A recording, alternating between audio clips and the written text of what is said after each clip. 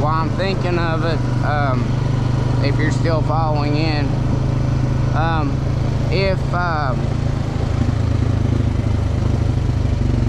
you have any questions of any kind, feel free to ask, and I'll do my best to answer any questions you have. Or you can make any recommendations to these videos. But I'm on vacation here. I'm from here, but I don't live here currently, and I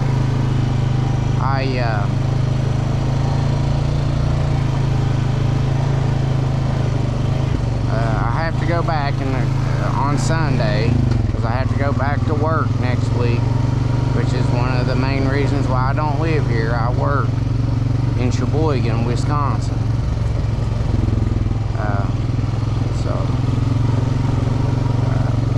I might move back, or I might move back near here, but that takes time and planning and stuff like that. I could just come back, but it wouldn't really be the most responsible thing to do as a 41-year-old man.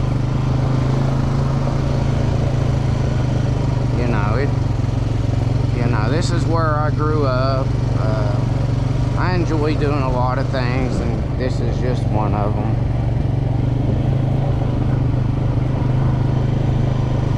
But, like I said, I've been around the country, and I enjoy being in a lot of other places too.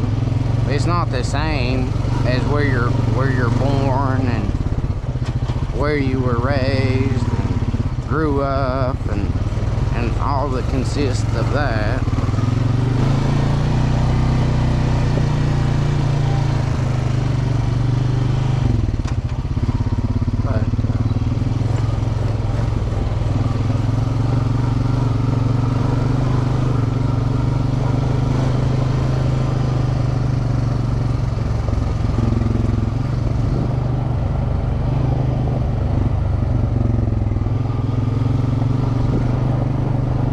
You'll notice I look around a lot, but I look for animals and stuff like that.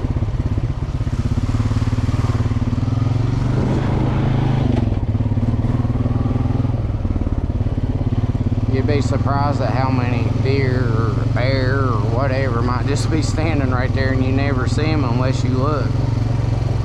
In the summertime though, there's a lot of vegetation. I mean, it's like a jungle almost. You can't see everything that well. It's cloudy today. On really hot days and summer days, there's more light in through these trees, but still.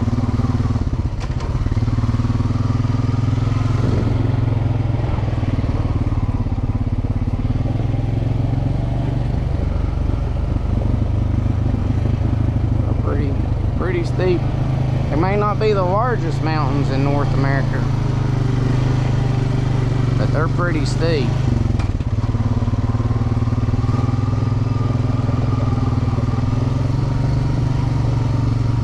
And don't let these trails fool you. They can get very technical, these trails. I mean, these roads. Not necessarily the Hatfield-McCoy trails. They maintain them, even the most difficult, But yeah, I mean, you can only get so vertical,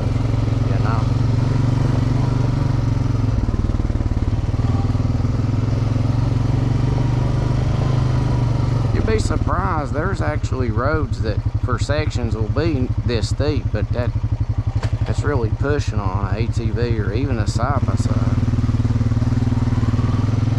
I'm talking about local trails.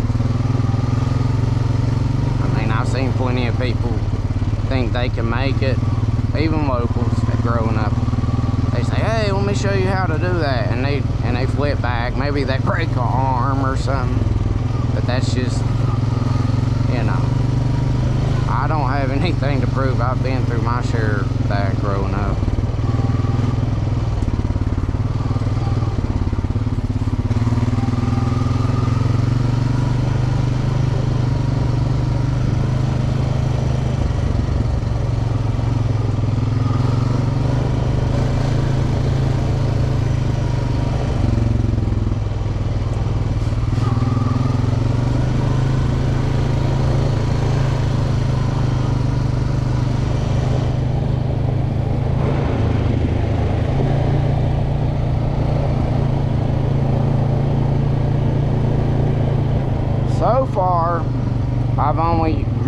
in two-wheel drive.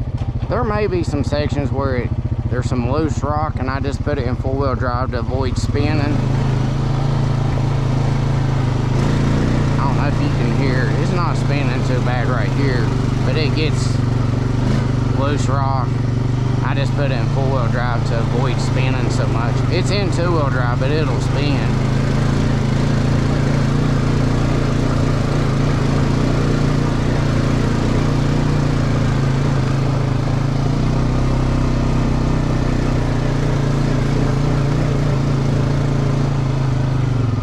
These are stock tires, they're nothing.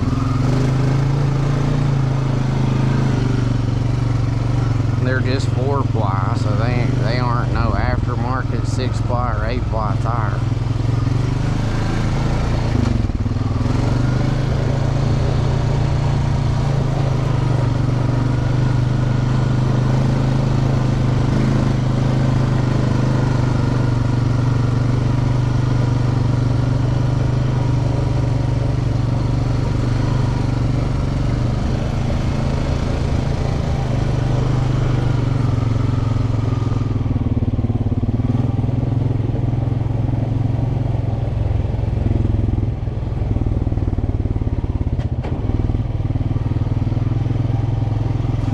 Another bear. Oh, it's a mother and cubs. We better be a little careful about that one. Oh, get up there with mama.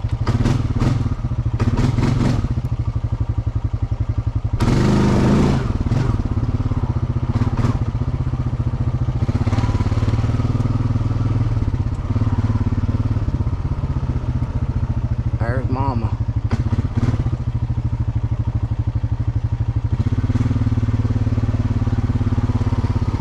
Up there, little guy.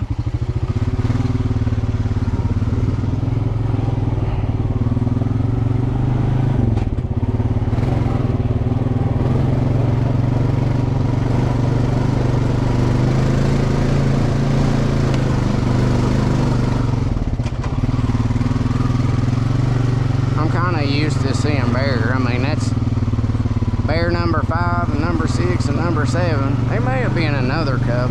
Seen at least 2. Trying to scare him to go back up the hill with his mama. She'll come back for him though. There's a kind of small mama bear though. She must be maybe a first-time mama.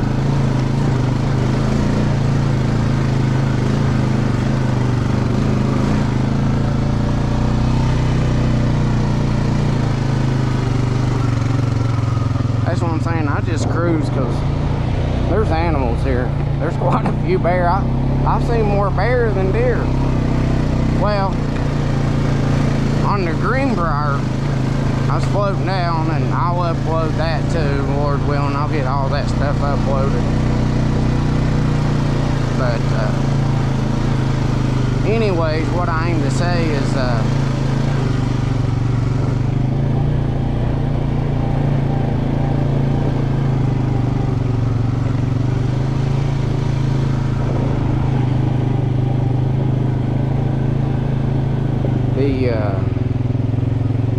on the Greenbrier, I was floating down, I see like 5 deer just in one spot.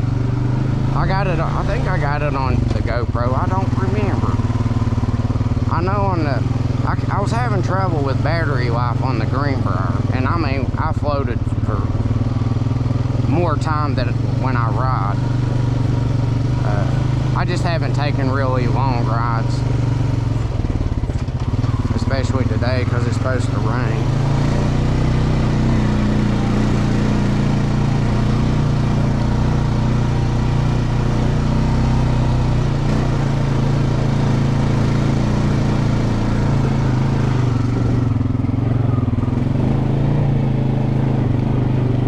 Now, if I'd been a grizzly bear, of course black bears will get aggressive too, mamas, but if I'd been a grizzly bear, we'd probably had to fight her.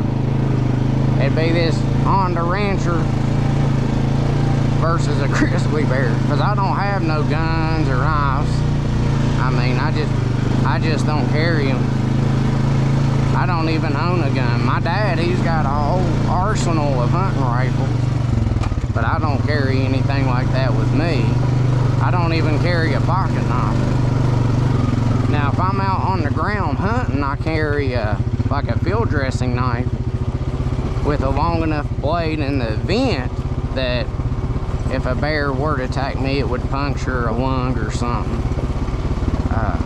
But again, that's an extreme case. I've had bears come up on me, but they've never attacked me. Now, I know what they're capable of. If you want to know, I can send you a link and I can show you what they're capable of. But I'm not concerned about them. And they do get way bigger than that one we just seen. Oh, those are deer tracks. We could see more bear. But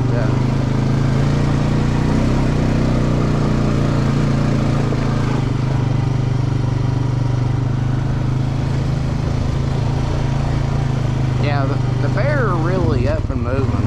I mean, now, well, my dad said that they've been increasing in numbers, because back when I lived here, I seen plenty of bear, but not quite as many in such a short period of time. I mean, I've seen, see, that was what, three or four? Would you say three?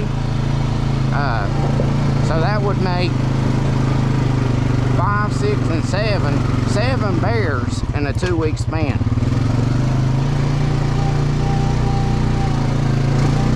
And I might would see that maybe over the course of 2 years out riding. But on the flip side, the bear that I seen was bigger than that. So, I mean, the first one I seen up on Wallow Strip,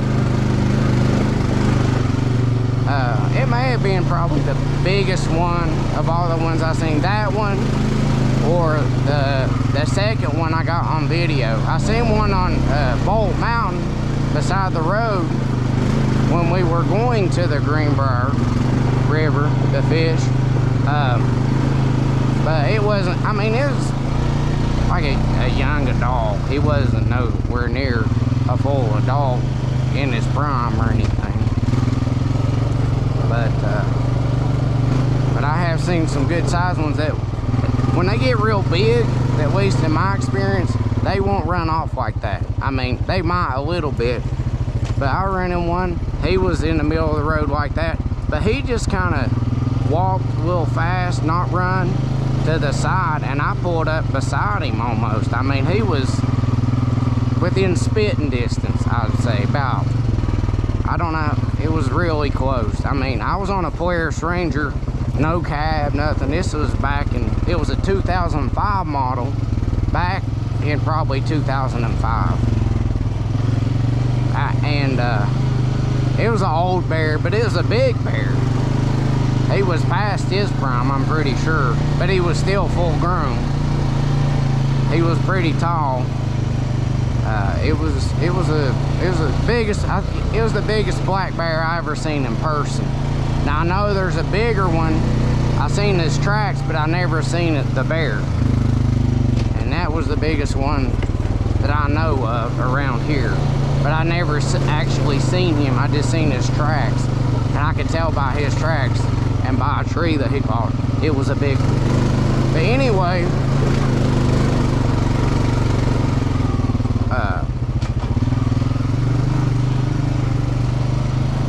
we might come back around on Mama Bear if we don't watch.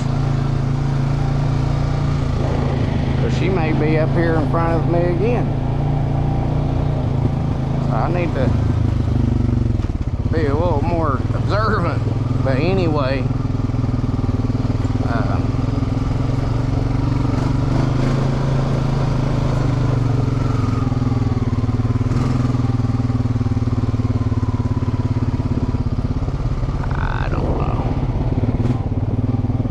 we were on foot, we might have had some problems.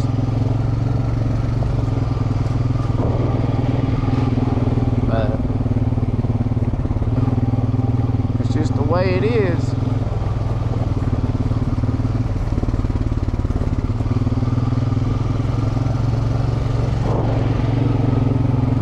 But anyways, let me wrap up the bear story. Yeah, he was just walking probably this fast, or yeah, about this, and I was just following alongside him. He just turned and looked at me like, "What do you want?" But he didn't seem to even be bothered by it. Eventually he walked off a little fast to the left, but he didn't run away. I'm not gonna, I could try to find that bear, but I don't want to go through all that trouble. She probably turned around, went back towards her cub. I don't know if she climbed the hill, but they tend to be up high, as you noticed. If you watch my videos, nearly every bear I've seen is up high. I can't remember ever seeing a bear down in the valley. Don't mean they don't go there. I don't really ever see them down low.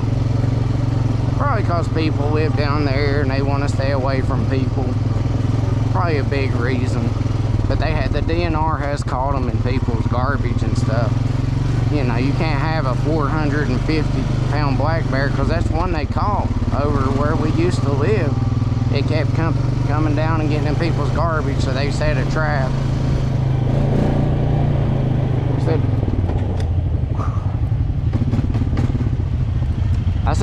I seen a mother and cubs down there. What's that? I seen a mother and her cubs. Oh yeah? Yeah, she made